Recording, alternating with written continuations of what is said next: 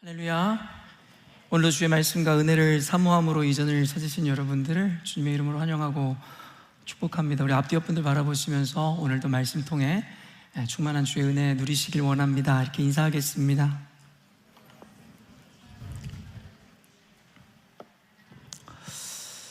이민교회의 부르심을 입고 또 이민교회를 섬기고 있는 우리들의 어떤 애환이지 않을까 싶은 것이, 또 새로운 이들을 맞이하기도 하고 또 함께 했었던 이들을 보내기도 하는 것, 그것이 이민교회가 감당해야 되는 하나의 사명이고 또한 사역이다라는 생각을 해보게 됩니다. 오늘 또 새로운 부부가 이렇게 방문하심도 우리 열린문교회에 있어서는 굉장히 큰 기쁨이기도 하지만, 또 그동안 우리 교회를 잘 섬겨왔었던 4명의 귀한 청년들을 또 한국으로 또 여러 지역으로 이렇게 보낸다는 것은 또 다른 서운함이며 아쉬움이다라는 생각이 드는데요. 그럼에도 불구하고 이것이 좋지 못한 일이나 아니면 부정적인 일들 혹은 이유가 아니라, 이제는 때가 되어 하나님의 또 부르심을 입어 또 다른 사역지로 또 사명지로 하나님 부르심이다라는 의미인 것을 알기에 우리가 서운함과 아쉬움보다는 또 기쁨과 감사로 이들을 보내야 하지 않을까라는 생각을 하게 됩니다. 결국에 만남이 있으면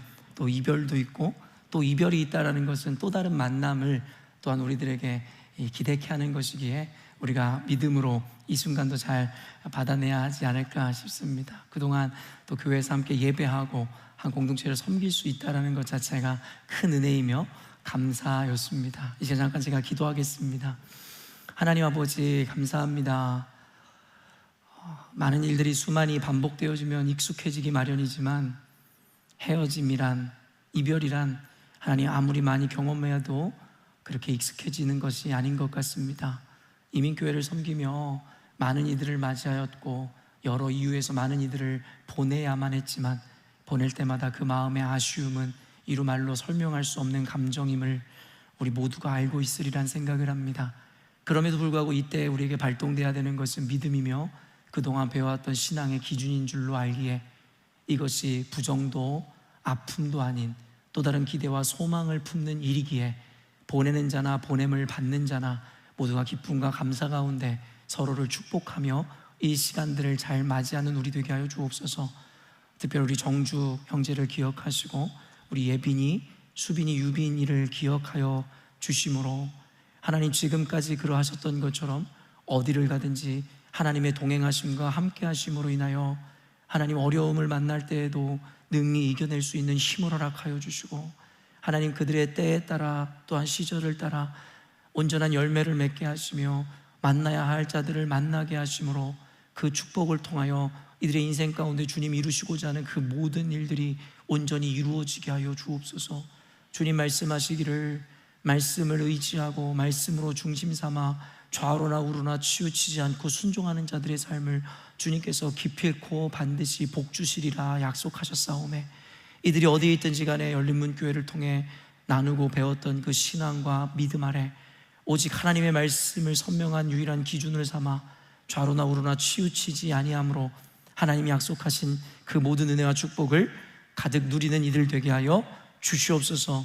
다시 한번 이들의 발걸음을 주님 축복하시고 영원토록 그들과 동행하여 주실 뿐만 아니라, 아쉽지만 믿음으로 이들을 파송하고 이들을 보낸 우리 열린문교회 남은 성도들에게도 동일한 은혜와 축복이 가득하게 하여 주옵소서. 함께 하실 주님, 또한 오늘 예배를 기뻐 받으실 주님을 찬양하오며 거룩하신 예수 그리스도의 이름으로 축복하며 기도합니다.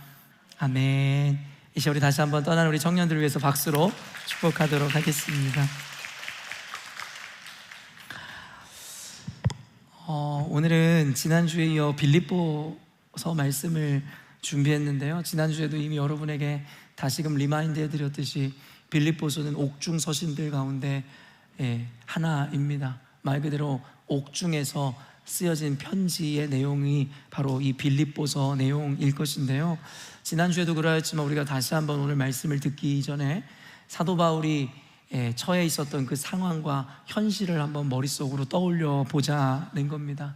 단순히 이 편안한 의자에 앉아서 그가 쓴 서신을 읽는 것보다는 우리가 머릿속으로 그때로 돌아가고 그가 처한 상황으로 그 현실을 기억함으로 오늘의 말씀을 본다면 더 깊은 공감과 더불어 감동 그리고 은혜가 있으리라 라는 생각을 해보게 되는데요. 당시 지금 사도 바울이 처해 있는 상황은 어떤 상황입니까? 차디찬 감옥에 손발에는 착고가 채워진 채로 헐벗고 굶주린 상황이었을 것이 분명합니다. 그렇기 때문에 그런 그의 상황을 고려할 때 그가 남기는 그 메시지가 오늘을 살아가고 있는 우리들에게 더 깊은 울림과 큰 공감을 주는 것이다 라는 생각을 하는데요. 더욱이 빌립보서의 여러분 별칭 여러분 알고 계시잖아요. 빌립보서의 별칭을 기쁨의 서신이라고 이야기합니다. 기쁨의 서신이라고 별칭되어진 이유가 무엇이냐면 계속해서 사도 바울은 교회들로 하여금 기뻐하라, 감사하라, 하나님을 찬송하라는 메시지들과 이와 같은 표현들을 반복해서 사용하고 있기 때문입니다. 그런데 우리가 이와 같은 상황과 말씀을 기억할 때에 우리 가운데 하나의 궁금함이 들어오는 것이죠. 무엇이냐면 뭐가 그렇게 기쁘단 말이냐라는 거죠. 지금 자신의 신세를 처지를 돌아볼 때에 감옥에 갇혀서 손발에 착고가 채워진 채로 어디로도 마음대로 움직일 수도 없는 자가 교회를 향해서 기뻐하라, 감사하라 라고 이야기하는 것이 상식적인 우리의 상식에 이해가 되냐라는 말입니다. 그런데 어찌됐든지 간에 우리 모두가 알고 있듯이 사도 바울이 이야기한 그 기쁨과 감사는 그저 입에 발린 말이 아니라 형식에 지나지 않는 말이 아니라 그의 진심이었음을 우리는 알게 되죠. 그렇다면 사도 바울은 우리의 상식과는 다르게 그와 같은 어려움 가운데 봉착해 있는 상황 가운데서도 그는 진심으로 기뻐할 수 있었다라는 겁니다. 우리는 여기에서 그 신앙의 신비와 비결을 발견해야 되는 겁니다. 무엇이 그를 기쁨에 그처럼 잠기게 하였단 말인가? 여러분, 적어도 상황과 환경에 좌지우지되는 이들은 죽었다 깨어나도 누리지 못할 감격과 기쁨일 것입니다. 다른 말로 하면 예수를 믿지 않는 자들, 진리가 가르치는 이 개념들을 알지 못하는 자들은 죽었다 깨어나도 누리지 못할 그 기쁨과 평안입니다. 사도 바울의 이와 같은 고백과 그의 기쁨을 우리는 거룩이라 이야기할 수 있고 곧 다름이라고 이야기할 수 있는 것이고 결국 이 다름이 차이를 만드는 겁니다. 오늘날에 교회라고 해서 모두가 성경에서 보장한 자유와 기쁨과 평강을 누리는 것 같지가 않습니다. 제가 목회를 하며 수많은 사람들을 만나왔지만 사실은 수많은 사람들이 이와 같은 사도 바울이 누렸던 기쁨을 누리거나 그가 잠겼던 그 감동에 감격에 잠겨있지 못함을 봅니다. 성경은 우리에게 진리가 너희를 자유케 하리라 이야기하고 항상 기뻐하고 범사에 감사하라 이야기했으며 이것이 너와 우리를 향한 하나님의 뜻이다라고까지 가르쳤지만 그 뜻을 이루어내는 교회 성도들이 많지 않더라는 것이죠. 그 이유가 무엇입니까? 바로 사도 바울이 갖고 있었던 보여주었던 이 다름을 보여주지 못하기 때문이고 그 다름의 이유를 증명하거나 살아내지 못하기 때문이다라고 생각이 드는 겁니다. 그렇기 때문에 우리 모두가 기뻐하고 평안을 누리는 삶을 살고자 하는 것은 인지상정일 것인데 우리가 만약에 이 비결, 이 다름을 배우지 못한다면 우리는 같은 예수님을 믿는 자들이지만 어떤 이들은 여전히도 세상 사람들과 동일하게 환경과 상황에 좌지우지됨으로 그 기쁨에 명암이 갈리는 자들일 것이고 반대로 사도 바울의 이 다름을 깨닫고 이해하고 공감하는 자들이라면 또한 이 다름을 살아내는 자들이라면 때와 상황과 관계없이 그는 언제나 기쁨과 평안, 성경이 약속하고 보장한 그 감격을 누리며 살게 될 거라는 것입니다. 그러므로 저는 우리 열린문교회 성도들에게 그 순간 잠시 느끼는 쾌락이나 감동, 감정과 같은 기쁨을 여러분들에게 전해주고자 하는 것이 아니라 빼앗기지 않을, 잃어버리지 않을, 조건에 의해 달라지지 않는 그 기쁨의 비결, 그 환희의 의미를 여러분과 함께 나누고자 하는 겁니다. 오늘 설교를 통해 그 비결을, 그 힌트를 여러분 얻으시고 배우심으로 여러분 삶 가운데 늘 하나님의 기쁨과 평안이 충만하시기를 주님의 이름으로 축원합니다.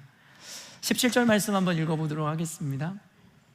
형제들아, 너희는 함께 나를 본받으라. 그리고 너희가 우리를 본받은 것처럼 그와 같이 행하는 자들을 눈여겨보라. 나를 본받으라 라는 표현이 종종 등장합니다. 사도 바울이 자주 쓰는 표현인데요. 나를 본받으라. 사실은 나를 본받으라는 말은 누구나 함부로 할 수 있는 말은 아닌 것 같습니다. 그렇죠? 특별히 유교 문화에 깊이 뿌리내리고 있는 우리 민족에게 있어서 금기시되는 표현일지도 모르겠습니다. 우리에게는 여러분 겸손이라는 미덕, 그것을 강요받아오고 그리고 교육받아 왔잖아요.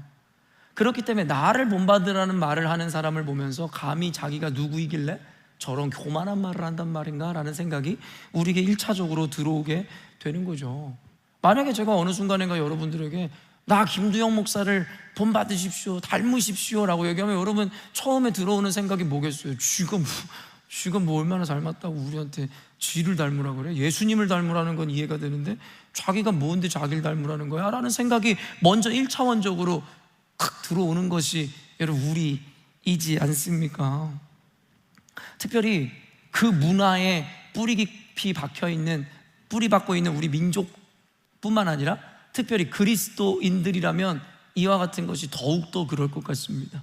그리스도인들은 겸손해야 된다는 것을 늘 마음속에 새기고 있죠. 예수님도 나의 겸손을 배우라 라고 말씀하셨으니까요. 그런데 우리가 여러분 여기에서도 구분해야 되는 것이 무엇이냐면 우리가 생각하는 겸손이 아닙니다. 나의 겸손을 본받으라, 바로 예수님의 겸손을 본받으라는 거예요. 여러분 그리스도인들은 이 부분에 대한 구분을 할 수 있어야 됩니다. 아까 사도 바울에 대한 이야기와 맥을 같이 하는 겁니다. 겸손이라 하여 다 같은 겸손이 아니고 기쁨이라 하여 다 같은 기쁨이 아닐 것입니다. 그들이 말하는 기쁨이 아닐 뿐만 아니라 세상이 이야기하는 겸손은 더더욱 아니라는 것이죠. 우리는 겸손이라는 의미를 보편적으로 잘 알고 있습니다. 그러면서 겸손이라는 것은 무조건 자기를 깎아내리는 것이라고 생각하는 이들이 있습니다. 잘하는 것을 잘한다고 이야기하지 못하고 누가 보아도 이루어온 업적이나 성과에 대해서 드러내지 못하고 숨기는 것을 겸손이라고 생각해 왔습니다. 그러나 성경을 보면 전혀 그렇지 않다는 거예요. 역으로 우리가 교만이라는 말을 한번 성경적으로 생각해 볼까요? 성경에서 이야기하는 교만이라는 것은 자기를 드러내고 자기를 자랑하고 단순히 이와 같은 개념만이 교만의 개념이 아닙니다. 나는 할 수 없어요, 나는 아무것도 아닙니다 라고 이야기하는 것은 겸손은 더더욱 아니라는 것을 여러분에게 말씀드립니다. 그것이야말로 교만이라는 거예요. 그런 이들에게 주님 말씀하시는 게 뭔지 아세요? 내가 하겠다는데 너가 왜 안 된다고 하냐 라는 것이, 적어도 그리스도인들의 겸손이란 오직 주님을 드러내고 주님이 하신 일을 인정하는 것이 겸손입니다. 나는 할 수 없으나 하나님은 하실 수 있음이라고 믿고 당당하게 살아가는 것을 겸손이라고 이야기하는 겁니다. 교만이라는 말은 하나님이 부르시고 하나님이 하시겠다고 말씀하시는데 내가 무엇이간데 그 일을 할 수 있습니까? 나는 아무것도 아닙니다라고 얘기하는 게 교만이다라는 겁니다.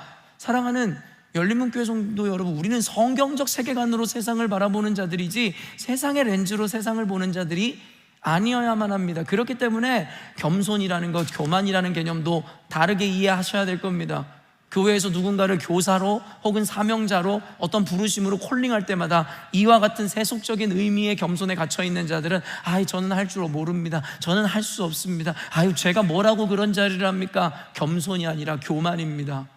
그를 부르는 자는 내가 아니요 사람이 아니요 하나님이실 텐데, 하나님이 부르신다라는 것은 그에 합당한 자격이 있음과 더불어서 그에 합당한 능력을 주시겠다라는 보증이고 보장일진데, 우리가 무엇이간데 그것을 거절한단 말입니까?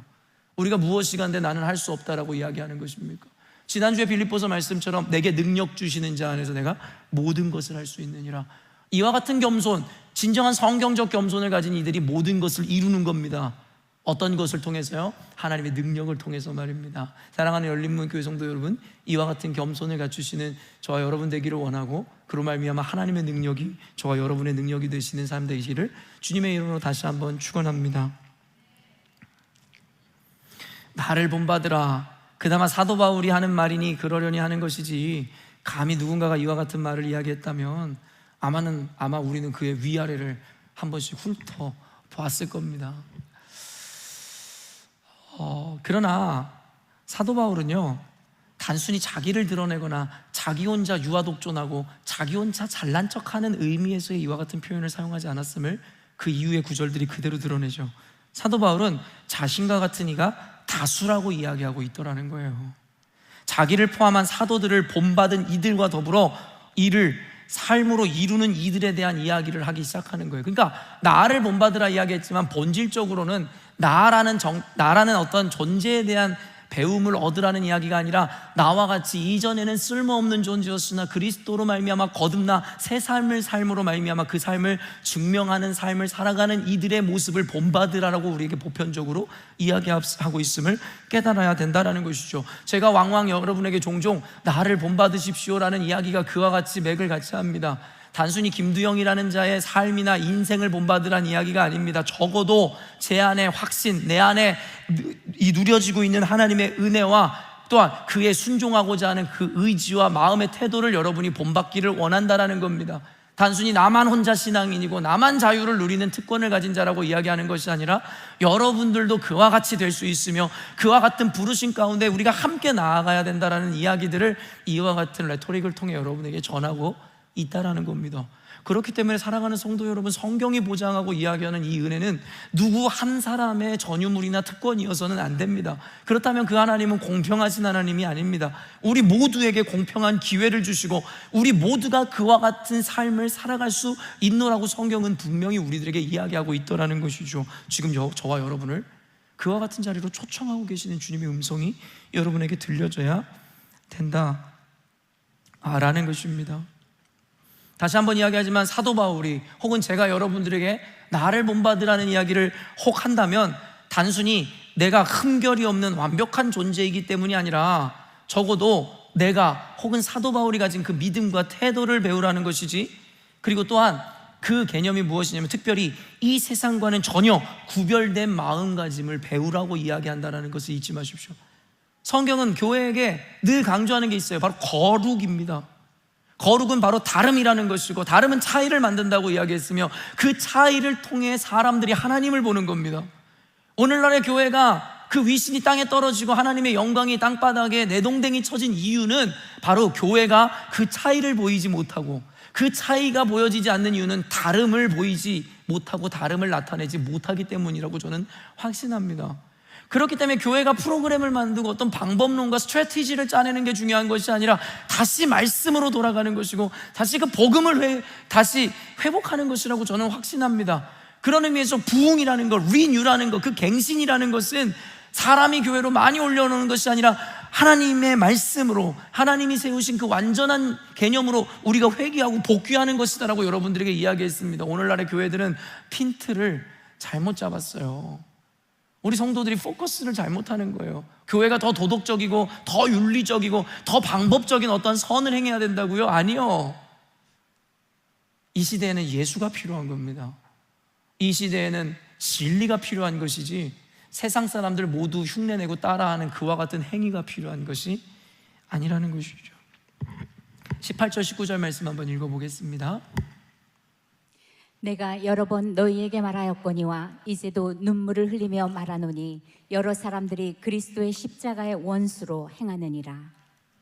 그들의 마침은 멸망이요 그들의 신은 배요 그 영광은 그들의 부끄러움에 있고 땅의 일을 생각하는 자라. 사도 바울이 먼저 사실은 나를 본받으라, 그리고 우리를 본받아라, 그리고 그와 같이 행하는 자들, 우리와 같이 행하는 자들을 눈여겨보라 라고 이와 같이 이야기하는 것이 더욱 특별한 이유는 바로 이어진 이 상황과 배경 때문입니다. 왜냐하면 지금 교회를 핍박하고 그리스도를 모욕하는 이들이 세상에 많다라는 겁니다. 저는 이 말씀을 보면서 소름이 돋는 이유는 역사 가운데 모든 순간이 그러했는지는 모르겠지만 21세기를 살아가다 보니 저에게는 특별하게 어떻게 이 시대를 꿰뚫었었던 그 상황과 정황이 그때 당시에도 있었단 말인가가 정말 놀랍다라는 거죠. 그래서 성경 말씀이 남에게 하는 말처럼 들리지가 않아요. 나에게, 우리 교회에게 하는 말 같이 들려져요. 오늘날 여러분 예수쟁이, 기독교쟁이, 기독교를 믿는다는 것 자체가 수치스럽고 모욕적인 시대 아닙니까? 이제는 정치인들이 교회의 눈치를 보지 않잖아요. 교회를 억압하고 핍박하면 교인들이 더 신나하는 시대를 맞이했으니까 말입니다. 그러니까 진리를 따르는 자들보다 불의를 따르고 악을 서슴지 않는 자행하는 일들이 세상에 가득하고 편만한 시대와 상황 가운데 있더라는 거예요. 그러한 상황 가운데 사도 바울을 본받고 그리스도를 본받아 그 거룩함으로 살아내는 이들을 주목하라는 겁니다. 그래서 우리 열린문교회가 가치로운 겁니다. 모든 교회가 그렇지 않기 때문입니다. 이 세상이 그렇지 않기 때문입니다. 그렇기 때문에 오직 예수, 오직 말씀과 하나님의 은혜와 오직 믿음과 오직 하나님께 영광을 외치는 우리 열린문교회가 그렇게 빛이 나고 가치롭다는 겁니다. 다수일 필요 없습니다. 어차피 진리는 고독한 것이니까요. 그 길을 걸어가는 자는 많지 않다라고 성경은 분명히 이야기했으니까요. 많고 적음으로 어떻게 우리의 가치를 감히 평가할 수 있겠습니까? 성경에서는 도리어 주 앞으로 나오는 자가 많지 않다라고 이야기했으며, 멸망으로 가는 길은 넓고 순적하기에 찾는 자가 많을 거라고 이야기했으니까 말입니다. 이 시대가 그것을 대변하는 것 아닙니까? 사도 바울은 이와 같은 상황 가운데 간곡히 그들에게 부탁하고 권면하는 거예요. 여러분, 뭐 어떻게 이야기하는데요? 이제 눈물을 흘리며 말하노니, 여러분 누군가에게 눈물 흘리며 말해본 적이 있습니까? 여러분 한번 생각해 보세요. 여러분 인생 가운데 누구에게 눈물 흘리면서까지 간곡하게 부탁하거나 권면해 본 적이 있으세요? 아마 보통 여러분 자녀에게 그런 적이 혹 있을지도 모르겠어요. 그러나 보통 우리가 눈물을 흘리면서까지 누구에게 간곡한 부탁을 하거나 어떤 이야기를 하는 경우는 찾아보기 힘들 겁니다. 그런데 저는 이 마음이 이해가 되고 공감이 됩니다. 왜냐하면 이 마음으로 여러분에게 말씀을 전하고 복음을 전해왔기 때문입니다. 눈물을 흘리며 여러분을 권하는 거예요.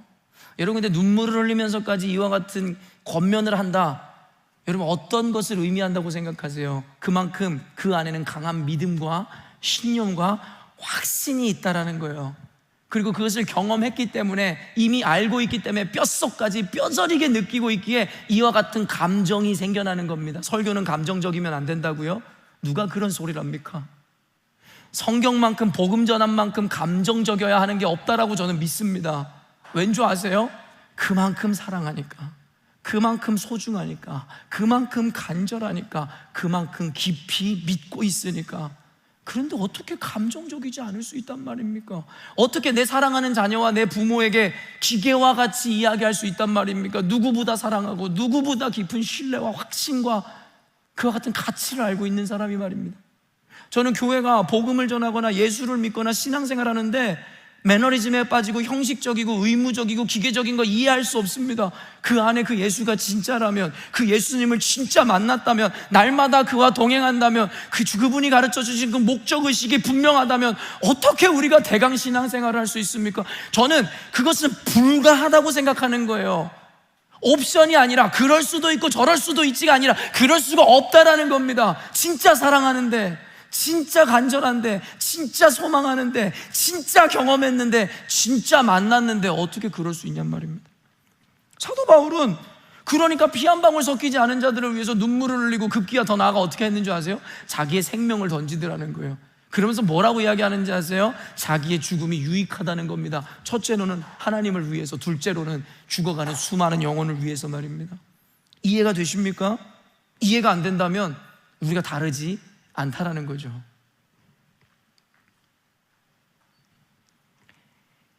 신앙은, 그리고 기독교는 종교가 아니라고 이야기했어요. 보네퍼뿐만 아니라 많은 학자들이 이야기해요. 종교가 아니라는 이유가 뭔지 아세요? 인격적 만남이고 체험이라는 겁니다. 아까 경화자매도 겸손하게 고백했지만, 우리가 신앙생활하면서 성경의 인물들과 같은 그와 같은 평안과 위로와 기쁨을 누리지 못하는 이유는 단순합니다. 신앙을 지식으로 하니까 그래요. 예수 믿으니까 구원받는다, 예수님만이 유일한 길이요 진리요 생명이다, 그저 그런 지식으로 예수를 믿고 구원을 논하고 확신을 이야기하니 그런 겁니다. 기독교는 종교가 아닙니다. 지식은 더더욱 아닙니다. 체험과 만남이며 인격적인 교제와 교류입니다. 부모와 자식 관계 안에도 이와 같은 교류와 교제와 만남이 없으면 그 관계는 더 이상 부모 자식과의 관계가 아닙니다. 가족이라 하면 함께 있어 가족인 겁니다. 식구라 하는 것은 같이 밥을 먹는 관계이기 때문에 식구인 겁니다. 그래서 교회는 모이기를 힘쓰고 같이 밥을 먹고 같이 은혜를 나눠, 이러고 우리가 같이 서로 교제를 통해 우리가 깊이 체험하고 인격적 만남을 누리는 겁니다. 그런 의미에서 여러분, 이번 달 마지막에 있는 2박 3일의 그 집회에 꼭 참여하세요. 제가 아까 우리 찬양팀에게도 얘기했지만, 대가지불이라는 것은 단순히 기독교적인 개념이 아니라 세상 보편적으로 우리가 알고 있는 진리의 개념입니다. 무슨 말이냐면, 어떤 가치를 얻기 위해서는 어떤 것을 지불해야죠. 등가 교환의 법칙 따위를 굳이 이야기하지 않아도 여러분, 자본주의 원리 안에서도 무언가를 얻고자 하면 무언가를 지불해야 됩니다. 근데 여러분, 신앙인들이 너무 이기적이고 어리석어요. 여러분, 세상의 명예와 성공보다 더 가치로운 것이 구원이고 하나님의 은혜이고 하나님의 응답이라 이야기하면서 아무것도 지불하려고 하지 않는 거예요. 시간이 없다고요? 그 시간에 나가서 돈을 벌어야 된다고요? 그 시간에 공부를 해야 된다고요? 그 어떤 가치를 위해서 내가 투자해야 된다고요? 그러면 여러분에게 그 은혜 가치는 무엇입니까? 하나님의 만남, 인격적인 교제는 여러분에게 어떤 가치입니까? 그러니까 신앙생활이 안 된다고요.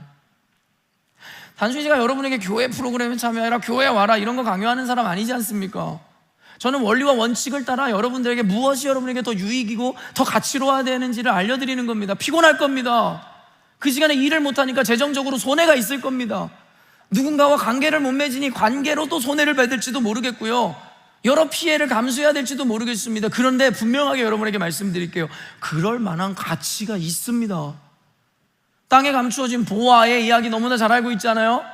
보화의 가치를 아는 자는 자신의 전 재산을 팔아서라도 그 땅을 사는 겁니다. 성경에서 왜 이와 같은 은유와 비유를 사용한다 생각하십니까? 우리가 믿는 예수, 우리가 따놓은 당상이라고 믿는 그 구원이라는 가치가 이 정도 이상의 가치라는 겁니다. 여러분의 인생을 다 갈아 넣어도, 여러분의 모든 걸 포기해도 될 만한 가치라고 이야기하고 있다라는 겁니다. 그런데 우리만 그 가치를 몰라요. 그러니까 신앙생활을 옵션으로 생각하고 교회의 헌신이나 사역이나 이와 같은 참여를 자신의 선택이라고 착각하는 거죠. 그런 이들의 신앙과 천국은 침노하는 자들의 것이라고 이야기했는데, 열심을 다해 다름질하며 신앙생활하는 이들의 차이는 순간은 미미해 보일지 모르겠지만 1년이 지나고 2년이 지나고 3년, 10년이 지나면 명확하게 갈릴 겁니다. 그들의 믿음의 성장뿐만 아니라 그들의 삶의 질이 전혀 다를 겁니다. 단순히 돈을 많이 번다, 적게 번다 이야기를 하는 것이 아닙니다. 사도 바울이 이야기한 것처럼 돈이 있든 없든 어떤 삶을 살든 관계없이 그들은 행복할 것입니다. 이게 성경에서 이야기하는 본질적인 기쁨과 그 다름의 의미인 것입니다. 교회를 핍박하는 자들이 너무나 많았다라는 거예요. 그러면서 그들에 대해서 이야기하기를 그들의 마침은 멸망이요. 여러분, 너무나 강력한 레토릭이고 결론이죠. 그들의 마지막 끝은 멸망일 거라는 거예요. 반대로 우리에게 어떤 레토릭을 심어요? 너희의 마지막은 구원과 천국이고 영생이라고 이야기하죠. 극적인 대조를 통해 그들이 얼마나 악한 존재인지에 대해 이야기하고, 그들의 신은 배요. 여러분, 그들의 신이 배래요. 우리가 이 말이 조금 이해가 안 되잖아요. 그 배가 뭐냐면 로마서라든가 여러 서신서에 계속 등장해요. 너희의 신은 배라고. 그 배가 영어로 이야기하면 벨리라고 이야기하는 거예요. 벨리가 뭐예요? 말 그대로 우리가 생각하는 벨리는 포크 벨리밖에 없잖아요. 그러니까 뱃살을 이야기하고 배를 이야기하는 거예요. 그러니까 여기서 이야기하는 배는 쉽도 아니고 진짜 배라는 거예요. 근데 너희의 신이 배라는 것이 뭘 의미할까요? 지금 그들의 상태에 대한 것과 더불어서 그들의 갈망, 목적에 대한 중의적 의미로 가리키는 거예요. 그들은 공허하다라는 거죠. 그들은 그 공허를 늘 쫓는 존재라는 거예요. 그 배고픔과 갈망, 갈구를 끊임없이 쫓는 자들이라는 것이고, 이것이 뭐냐, 육체의 정욕과 욕망을 따라 사는 자들을 은유하고 이야기하는 것이 그들의 신은 배라고 이야기하는 거죠. 그들은 늘 배고플 겁니다. 히딩크가 얘기한 것처럼 I'm still hungry 그런 개념이 아니에요. 뭔가 이루고 싶어서 그런 어떤 목적의식에서 이야기하는 헝그리가 아니라요, 무엇으로 채워도 만족이 안 되는 거죠. 명품백을 집에다가 가득 채워놔도 또 다른 명품백에 대한 갈망함, 우물가에 있었던 사마리아 여인과 같은 그와 같은 불행이 계속 반복되는 거예요. 그들의 신은 왜요? 벨리이기 때문입니다. 그리고 그 영광은 그들의 부끄러움에 있고, 그리고 여기가 결론적인 이야기인데요, 땅의 일을 생각하는지라. 그들은 세상의 일밖에 생각하지 않는 거죠. 이걸 좀 더 쉽게 풀어 얘기하면 뭔지 아세요? 상식적으로 산다는 겁니다. 어떤 상식 말입니까? 세상의 상식, 세상의 방법, 세상의 원리대로 아이들을 키우고 그것대로 성공을 쫓고 그와 같은 모양과 방식으로 삶을 살아가는 자들, 그들의 끝은 멸망이라고 성경이 분명하게 이야기하고 있다는 것이죠. 그래서 제가 지난 토요일에도 설교했지만, 우리는 하나님의 사명을 받들어 불가피하게 세상 속에 살아가지만 You do not belong to the world but belong to the heaven. 여러분, 하늘에 속한 사람 아닙니까? 그런데 어떻게 세상을 살아간다 한들 우리는 땅에 속한 자들이 아니라 하늘에 속한 자일진데 어떻게 땅의 방식과 땅의 상식으로 살아간단 말입니까? 그러니까 다르지 않죠. 그러니까 세상 사람들과 똑같은 것에 의해서 희비가 엇갈리는 거죠. 여러분, 너무나 명확하지 않습니까? 성경이 어려운 책이라고 생각하세요? 아니요, 너무 쉽죠. 근데 우리가 받아들이고 싶지 않죠. 왠지 아세요? belong to the world, 세상에 속해 있으니까요. Our God is the belly, 우리 신은 배니까요. 신앙인이 하나도 멋이 없어요. 다르지가 않아요. 그러니까 차이가 없어요. 그러니까 세상 사람들한테 모욕을 당하는 거죠. 누가 우리의 다름을 통해서 예수를 보겠습니까? 망해가는 사람들의 가치관은 땅에 속해 있고 이 세상에서 속하여 살아가기 때문이고, 그래서 그들에게는 거룩을 찾아볼 수 없다. 근데 사도 바울이 이걸 비단 예수 안 믿는 자들에 대한 메시지라고 냈을까요? 아니죠. 교회에게 하는 이야기겠죠. 예수를 믿노라 이야기하는 너희들이 조금도 다르지 않고 하늘에 속해 있어야 되는 너희들이 땅에 속하여 땅의 것을 쫓으니, 이와 같은 이야기겠죠. 20절 말씀 읽습니다. 그러나 우리의 시민권은 하늘에 있는지라 거기로부터 구원하는 자 곧 주 예수 그리스도를 기다리노니. 그래서 여러분 뭐라고 이야기하냐면, 그러나 but 저들은 저러할지 모르겠으나, 아까도 얘기한 철절에서 이야기한 것처럼 나를 본받고 그리스도를 본받아 그의 뜻대로 주 안에 살아가는 소수인 너희들아, 우리의 시민권은 이곳에 있는 것이 아니라 하늘에 있다. 제가 종종 이야기하지만 영주권, 호주 영주권의 가치가 11억이라고요. 요즘에 떨어졌는지 올랐는지 저는 모르겠지만 그만큼 영주권이 가치롭대요. 주변에 비자 없는 분들, 영주권 때문에 괴로워하시는 분들을 보면 그 말도 무리가 아닐 거란 생각이 드네요. 영주권 그거 뭐라고, 그거 하나 받고자 얼마나 여러분 가슴 조이고 힘들어합니까? 그래봤자 그렇게 소망했던 영주권 받았더니 삶이 달라졌습니까? 영주권 취득한 분들 다 똑같은 얘기 하던데요. 달라질 거 하나 없다고, 똑같은 삶을 살아간다고. 이걸 통해서도 못 깨닫습니까? 영주권이 목표가 되어 호주에 왔고, 그 마침내 목표했던 영주권을 따냈지만 인생은 여전히도 동일하게 쳇바퀴 돌아가듯 돌아가고, 무엇으로 채울 수 있습니까? 그런데요, 이 상황과 이 표현을 통해서 보는 것은 사도 바울의 시민권은 당시에 여러분 피지컬리 로마 시민이었음을 우리가 알고 있죠. 호주 영주권과는 비교할 수 없는 전 세계의 패권을 쥐고 있었던 로마의 시민권은 당시에 여러분 엄청난 권력 그 자체였습니다. 감히 그의 생명을 아무도 빼앗을 수 없었어요. 심지어는 세상의 권력자마저도 그를 함부로 재판하여 그를 죽일 수가 없었어요. 왜요? 로마 시민권이라는 이유 하나 때문에, 시민권자라는 이유 하나 때문에. 근데 사도 바울은요, 자신이 로마인이라는 것을 사역하면서 원래 밝히지도 않았었어요. 그것만 밝혔으면 매를 맞지도 않고, 그거를 밝혔으면 감옥에 갇히지 않았을 수 있었거든요. 그러나 그는 밝히지 않았어요. 나중에 밝히지 않은 이유도 밝히죠. 그는 오직 주의 능력으로 살아가고 싶었던 거예요. 로마 시민권을 자랑하고 싶었던 것이 아니에요.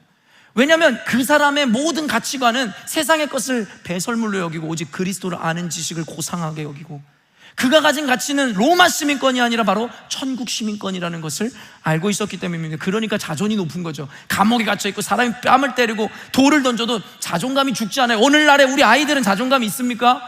우리가 어떤 집에 살고, 공부를 어떻게 하고, 어떤 대학 다니고, 내 배우자가 어떤 사람이고, 자존이라는 게 그런 걸로 채워집니까? 환경과 상황에 의해서 우리가 교육을 잘못한 거죠. 자존이란 건 예수님이 우리 안에 있기에, 천하보다 크신 주님을 우리가 믿고 있기에 우리는 자존감이 높아질 수밖에 없어요. 우리의 시민권은 호주에 있는 것도 아니고 세상에 있는 것도 아니고 미국에 있는 것도 아니고 천국에 있기 때문에 우리는 늘 당당한 거예요. 자신감이 있는 거예요. 이 땅을 살아가면 돈이 좀 있으면 어떻고, 없으면 좀 어떻습니까? 장애가 좀 있으면 어떻고, 장애가 좀 없으면 어떻습니까? 잘생겼으면 어떻고, 못생겼으면 좀 어떻습니까?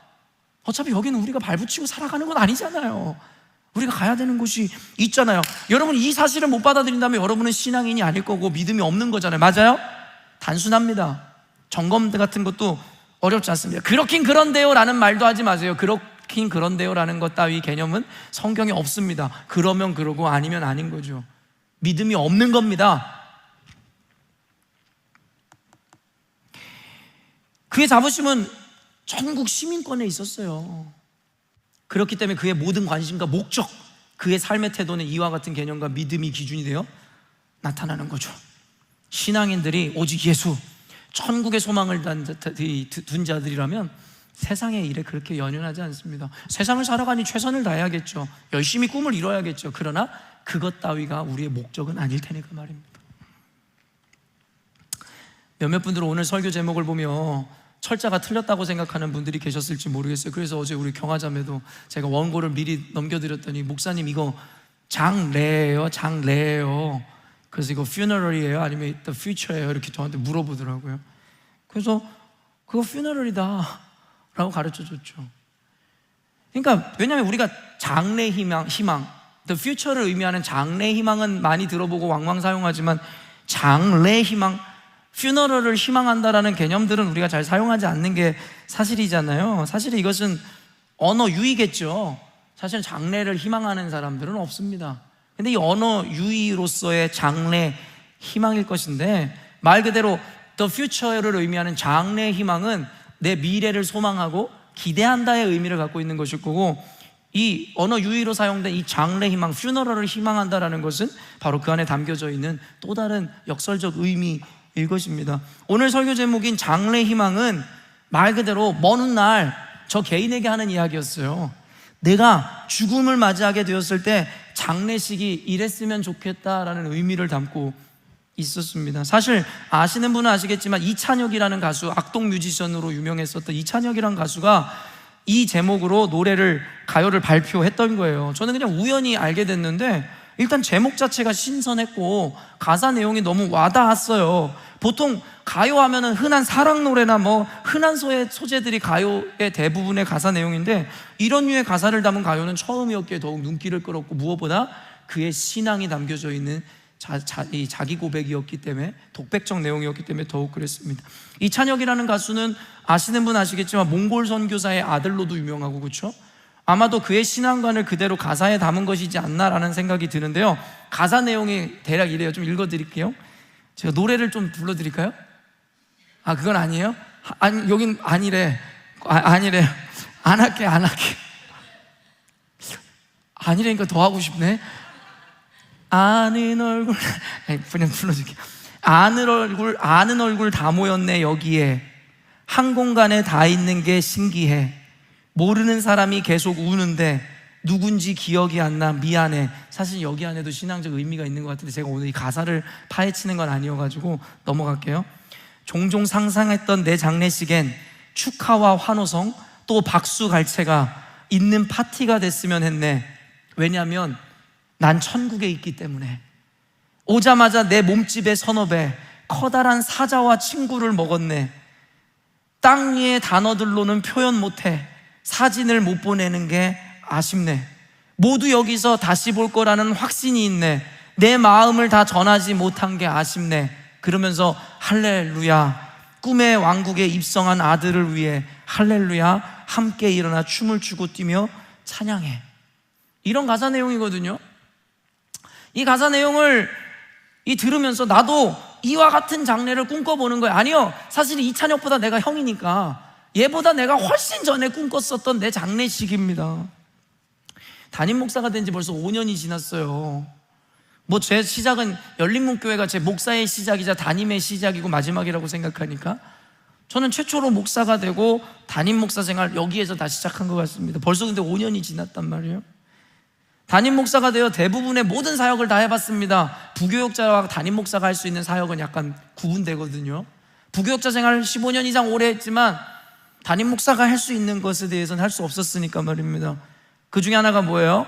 결혼식 주례를 본다든가, 그렇죠? 물론 전도사 때도 주례를 본 적이 있네요. 어찌됐든지 간에 일반적으로 목사들이 주례를 보니까 주례를 몇 번 보았습니다. 그리고 성찬식 집례, 성찬식이라는 그 성례를 집례하는 특권을 목사가 된 이후에 누려봤습니다. 그리고 그 성례 중에 하나인 침례식 집례도 여러 번 우리 열린문교회에서 진행했더랬죠. 아까도 얘기했지만 부교역자 때는 하지 못했던 거예요. 그런데 아직 하나 해보지 못한 사역이 있는데 바로 장례식 집례입니다. 아직까지는 우리 열린문교회에서 돌아가신 분이 안 계시거든요. 이게 좋아해야 되는 일인지 안 좋아해야 되는 일인지, 누가 1번 타자일지 모르겠는데 이런 얘기 더 하면 은혜가 안 되나요? 김두영 목사의 첫 장례식에 자기가 주인공이라는 것도 의미가 있지 않을까요? 근데 여러분은 아니시기를 바라요. 그래야 설교가 은혜스러울 테니까 말입니다. 어찌됐든 시간에 누군가의 장례식을 저는 언젠가 집례하겠지만, 저는 옛날부터 꿈꿨던 게 있어요. 내가 담임 목사가 되면 이렇게 하겠다. 저는 다 이뤘거든요. 여러분은 아직 모르겠지만 저는 제가 생각했던 담임 목사의 모든 사역을 다 하고 있어요. 저는 그래서 후회가 없어요. 저는 그리고 우리 성도들한테 얘기하잖아요. 너무 행복하다고.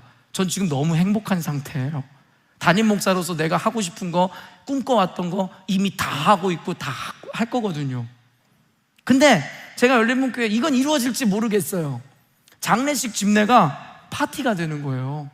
축복과 환호가 넘치고 그 안에서 모르겠어요. 막 세종형제랑 불러가지고 드럼 치면서 막 그냥 저는 그러고 싶어요. 그리고 저는 그럴 수 있다고 믿어요. 그리고 왜 그게 안 되는지에 대해서 저는 이해가 되지 않는 거예요. 어려서부터 신앙생활을 해온 이들에게도 있는 이미지가 별반 다를 게 없어요. 뭐예요? 뭔가 엄숙하고 뭔가 침울하고 뭔가 함부로 말하거나 웃어서는 안 될 것 같은 분위기.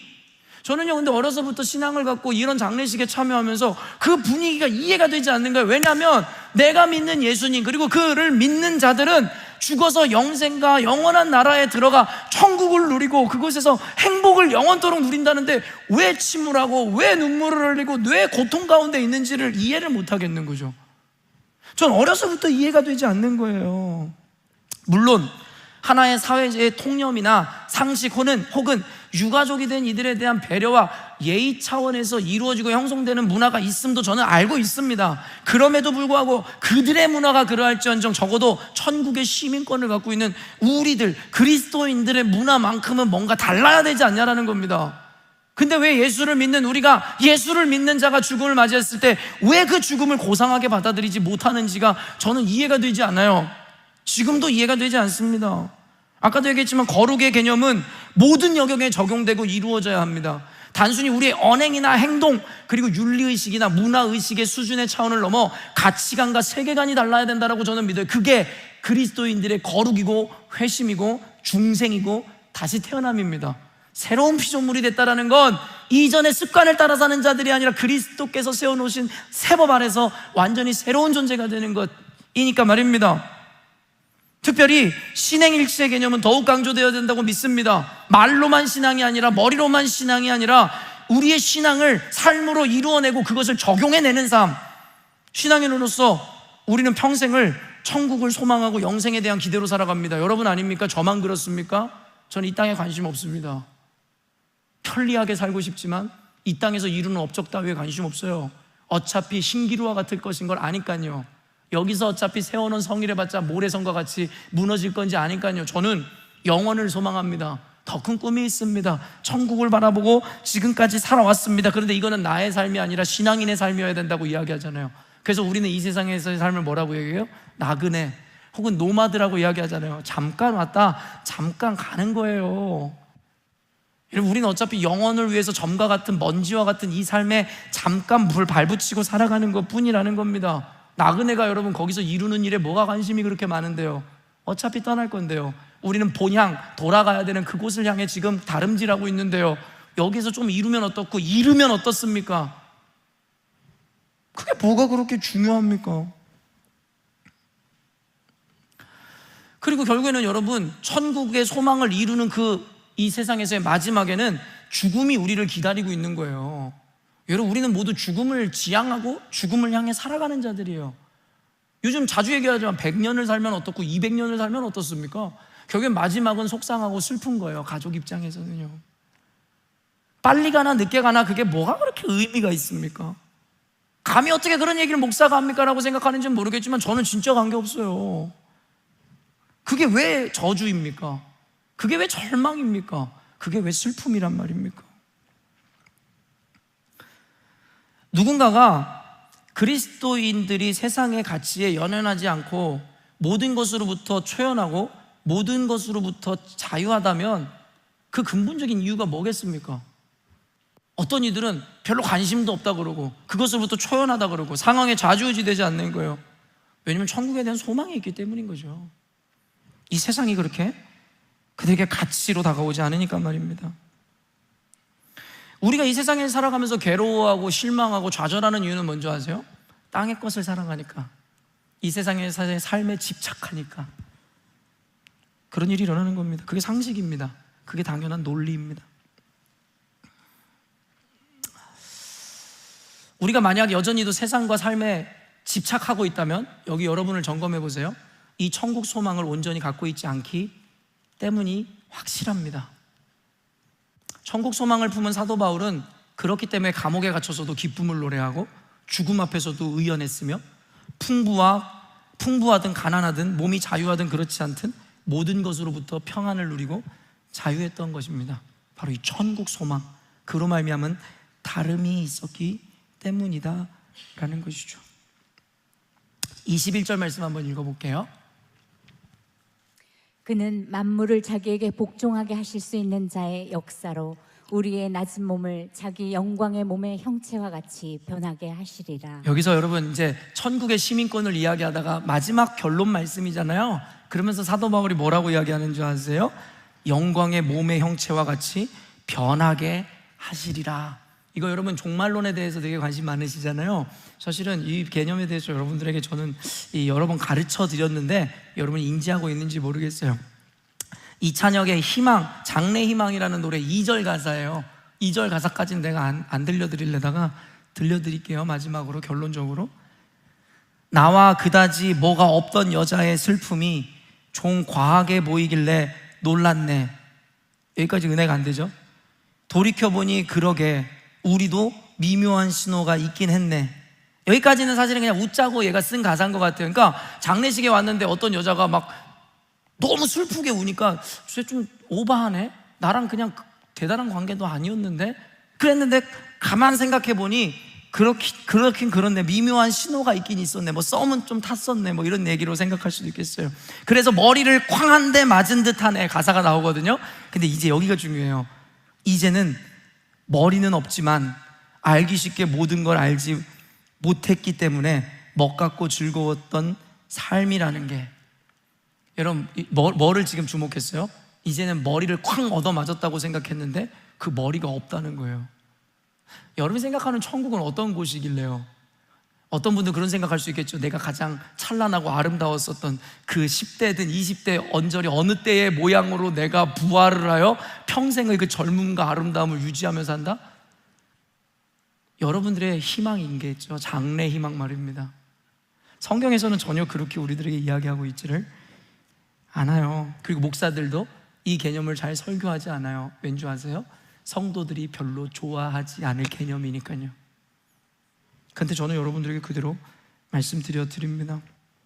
우리는요, 죽어 부활을 하면 전혀 다른 존재가 될 것이다 라고 성경에서 이야기합니다. 완전히 새로운 피조물로 거듭난다라고 이야기하고, 또한 전혀 다른 세계에 존재할 것이다 라고 이야기합니다. 그리고 그것이 원래의 부르심이고 모양이라고 우리들에게 가르치고 있죠. 마가복음에 보면요, 예수님을 시험하려고 했던 집단 중에 사두개인이라는 집단이 나오거든요. 사두개인은 4대 종파 중에 하나인데 그들의 특징이 뭐냐면 그들은 부활을 부정하는 자들이었어요. 그러니까 죽으면 부활은 없다라고 믿는 자들이었죠. 근데 그가 예수님을 시험하기 위해 질문을 하는데 뭐라고 질문하냐면, 만약에 예수님 7형제가 있었다 칩시다. 근데 마지가 이거 마가복음에 있는 말씀이에요.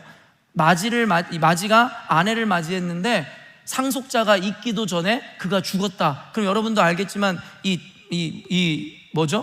상속을 이어줘야 되는 그 유대 전통에 따라 그 형수라고 할 수 있는 이가 그 둘째 아들과 결혼하고 이런 유대 전통을 알고 계시잖아요. 그런데 가정을 하는 거예요. 사두개인이. 그 둘째마저도 이 여인과 관계를 맺고 결혼을 했지만 또 죽었어.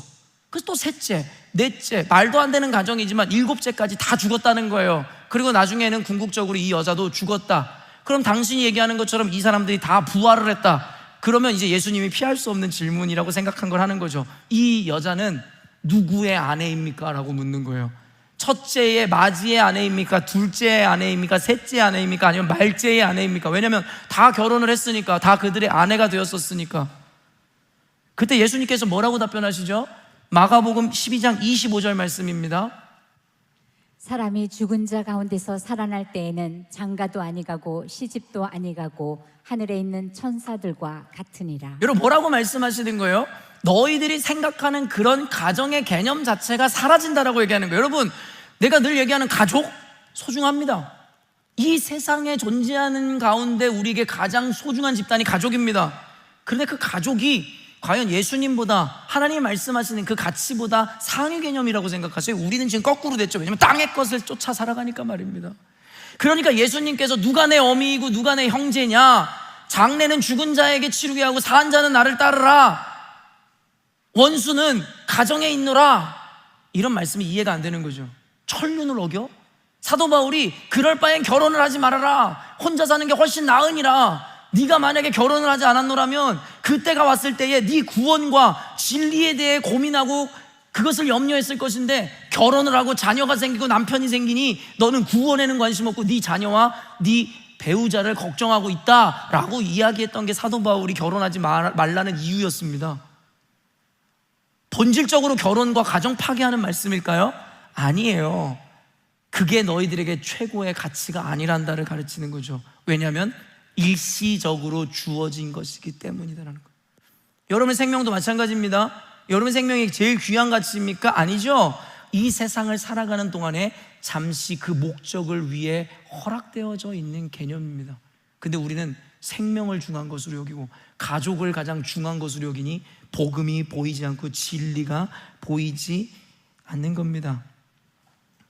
우리는 완전히 새로운 존재가 되면 새 하늘과 새 땅이라고 여러분 알고 계시죠? 완전히 새로운 하늘과 새 땅, 그건 우리가 생각하는 하늘과 땅의 개념이 아닙니다. 그냥 이 차원에 없는 차원의 그 나라가 이곳 가운데 세워지고, 그 의미는 뭐냐면 전혀 새로운 질서와 원리와 세계관이 그곳을 채울 거란 얘기입니다. 우리는 감히 상상도 할 수 없는 3차원에 살고 있는 우리들은 알지 못하는.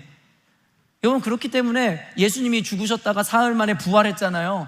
그런데요, 그를 만났던 여자들도, 그를 만났던 제자들도 예수님이 누군지를 레코그나이즈를 하지 못해요.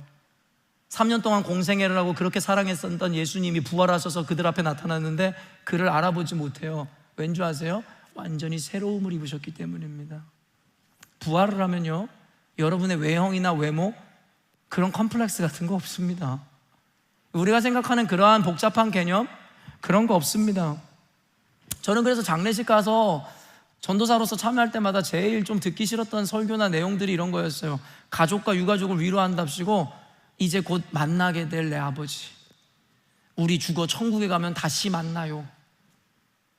여러분, 얼핏 들으면 너무 좋은 이야기인 것 같고 또 가족에 대한 어떤 위로가 되는 것 같지만, 또 다른 의미에서는 여러분, 진리를, 성경의 개념을 곡해하고 왜곡하는 것이고 우리에게 잘못된 세계관을 길러주는 거거든요.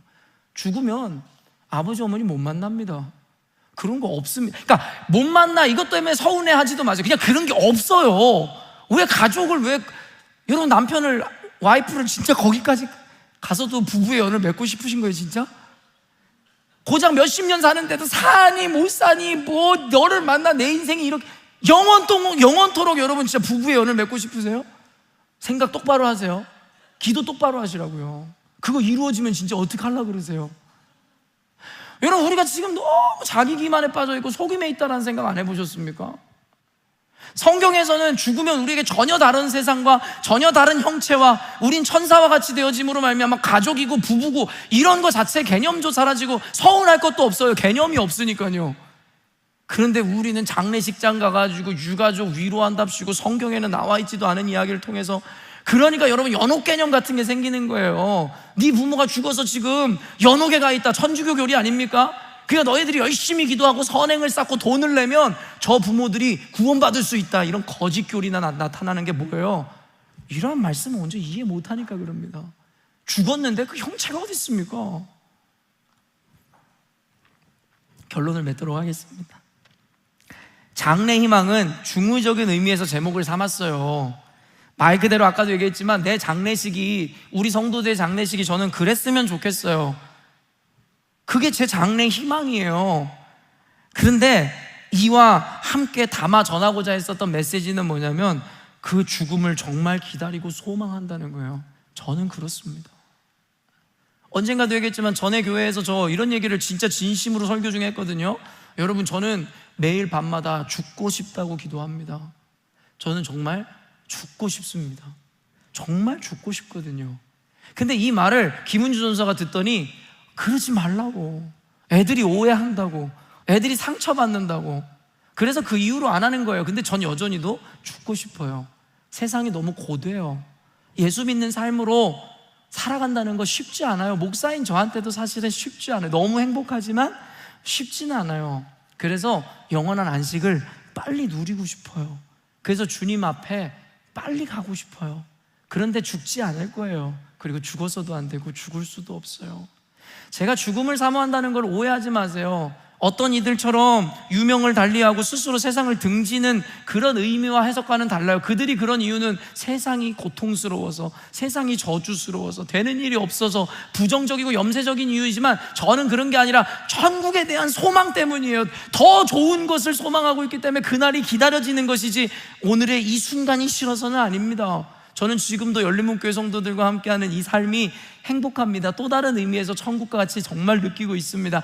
그럼에도 불구하고 그 기쁨보다는 하나님과 함께 영원한 존재로 남을 그때가 너무 기다려집니다. 사랑하는 성도 여러분, 왜 죽음을 고상하게 못 받아들이십니까? 왜 장례식이 축제가 되어야 됨을 모르십니까? 그게 바로 다름이며 그 다름이 차이를 만들고 그 차이가 세상을 변화시키실 거라는 걸 왜 모르시냐라는 거예요. 우리는 땅에 속한 존재가 아닙니다. 땅의 것을 사랑하는 자들이 아니에요. 하늘의 것, 하나님의 나라, 천국을 소망하는 자들이기에 단순히 소망한다는 말이 아니라 그 삶을 보여내심으로 말미암아 그 다름으로 차이를 만들고 그 차이로 말미암아 무너진 하나님의 영광을 세우고 쓰러진 교회를 세우며 우리 열린문교회 성도들 모두가 세상 가운데 큰 빛과 영향력을 가진 존재 되시기를 주님의 이름으로 축원합니다. 기도하겠습니다.